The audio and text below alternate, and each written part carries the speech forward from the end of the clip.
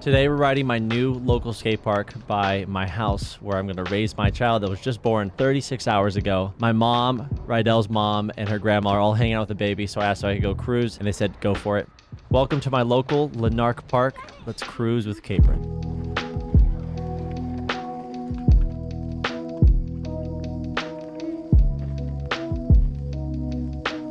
I promised myself that I'll be wearing a helmet no matter what. I want to be an example to you guys and my son when he becomes older. A helmet is everything, guys. Hit your head once, it's over. I want to go over a story. I was at a competition and I went for a double backflip for my second run to try to take first place, and I ended up smacking my head and going into a seizure. Viewers' discretion advised.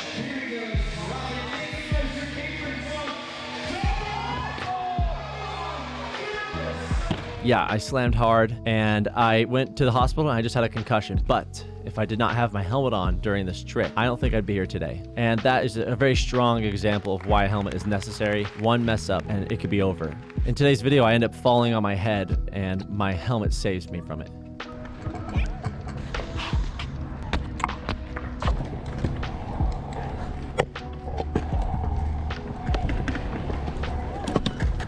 It's been about a week since I've been on the scoot, and I pull up to the quarter pipe and I go to air out and I almost fall straight on my face on my first trick. I gotta warm up and get back in the groove, which is quite a common thing when it comes to any sort of action sport. There's a lot of balance required and equilibrium needed to be able to land and do these tricks with such accuracy. The best way to warm up is to start sweating.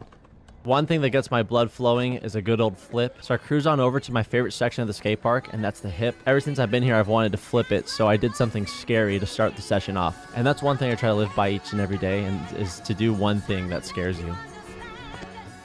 I landed the flip a little sketchy, so we're gonna do it again. That one felt much better. There's some kids playing on the skate park, which is one of the most frustrating things about an open local skate park. And you can see the skater gets a little pissed off about this kid hanging out on the ledge. You're kind of a YouTuber because like you did a backflip. Don't do that. I'm gonna hurt you right now. Don't do that. I know I did this. This kid was so sweet. He was saying hi to me. He noticed I was a YouTuber, and he was a sweet kid. But if you guys are ever at a skate park, make sure you respect and see where you're going, because yeah, we're trying to shred. Up next is a line I wanted to land. The goal is to triple whip into the bank, front feeble up the corner of the ramp, whip front scoot out, and then do a 270-foot jam all in one line without pushing. I've been really practicing on keeping my momentum moving and flowing. I think this is why I love scootering. It's the movement, the flow, and the progression. I've been toying around with riding my forks backwards. A lot of people in Australia ride this way. I found out it helps my balance point on my hang fives and my nosies and for foot jams. So we're gonna do this entire line with my bars backwards.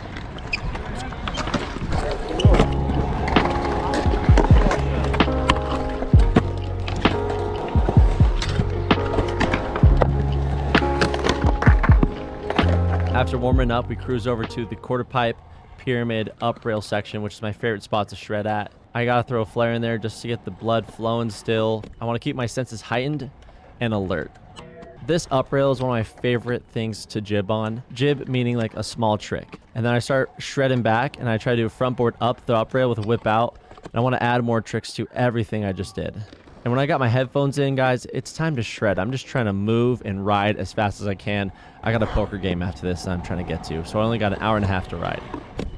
Back to the up rail, I go for a front board full whip out. My favorite thing about scooters is I'm always progressing. There's never a moment where I'm not learning something new or pushing myself, and this is why it's so damn fun and why everything else is so fun.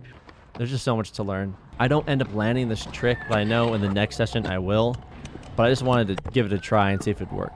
The difference between the step-up rail and the up rail to the pyramid, one is square and one is round. I've always struggled with grinding round rails and how to do it correctly, so that learning curve is just so much fun for me.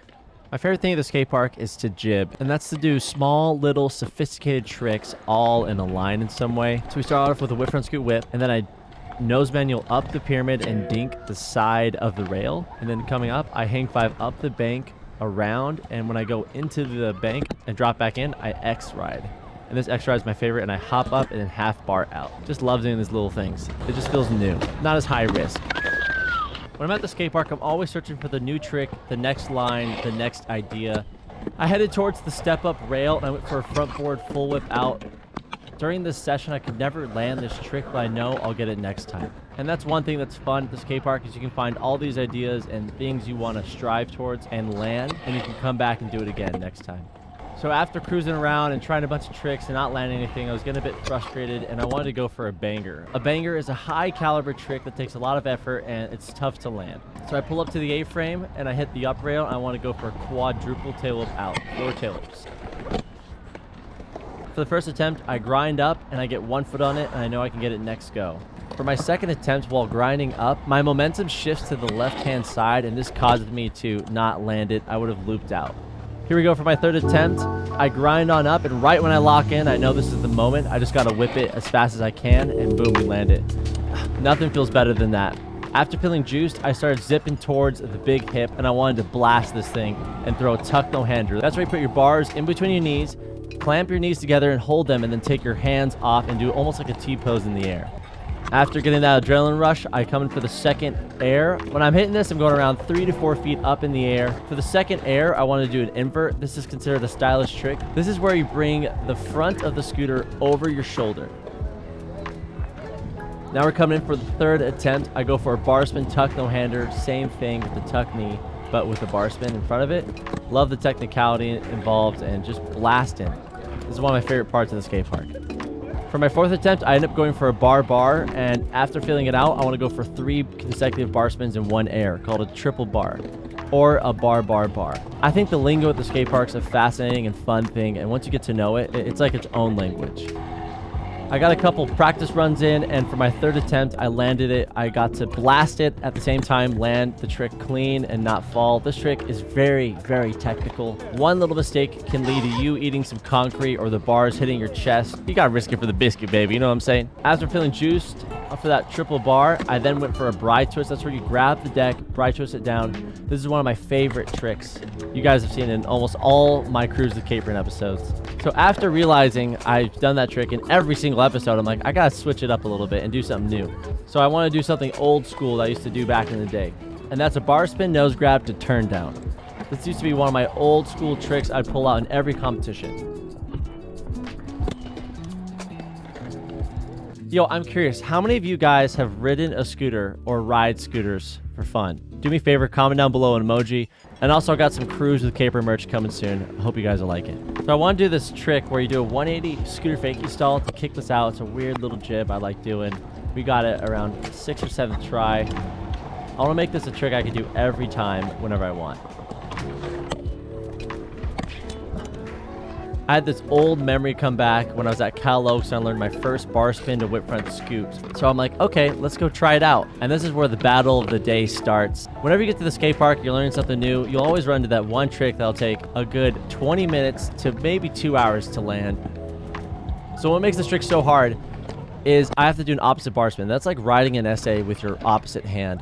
And after I catch that bar, I need to then throw a whip front scoot right after. So it's a little tough to comprehend. And it hurts my brain to think about it even now.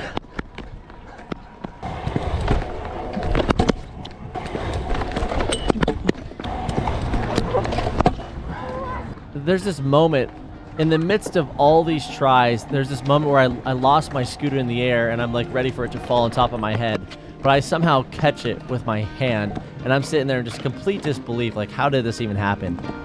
After 20 flipping tries, we land it. It feels good. This is my favorite thing about the skate park, is finding an obstacle to overcome. So after that, we X-ride down, and right there, when I X-ride down, it gives me an idea. And this is why it's so fun. I just get idea after idea after idea. I cruise over to the pyramid, and I do a nose manual up to X-ride down.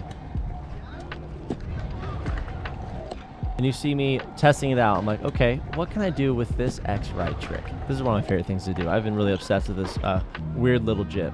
So I end up heading towards the quarter now, and I X-ride, and I ride to the quarter, and I try to throw a bride flip out of it. And I realize, okay, I can't rush the bride flip. I gotta un-X my bars, then bride flip. You can see me practicing the formation. The easiest way to master a trick is to understand every finite detail that goes into it. What's helped me learn the most tricks is practicing them on the ground before I go do them and get a good visualization of what I'm trying to do. So I'm cruising up for my second one. I nose manual up, and I ride up, and boom, we landed nice and clean. A weird, funky little trick. See what I did there?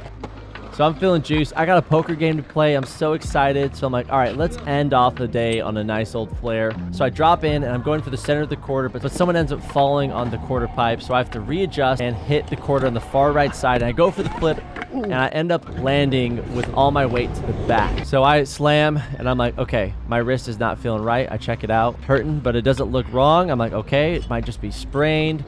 So we pick up the scoot and that's what we call a sesh ender. Not the best way to leave the skate park, but it makes you tougher, helps you realize what it takes to progress. 45 seconds of shaking it off. My wrist is fine. The only thing that sucks is my hand is still bruised from the last fall I had in Cruise with Capron episode 3 at Santa Clarita Skate Park. So we're gonna call it there. We got some merch coming soon, guys. Love you so much. If you guys ride as well, comment a scooter emoji down below, and I hope you guys all have a wonderful day. Thank you so much for watching.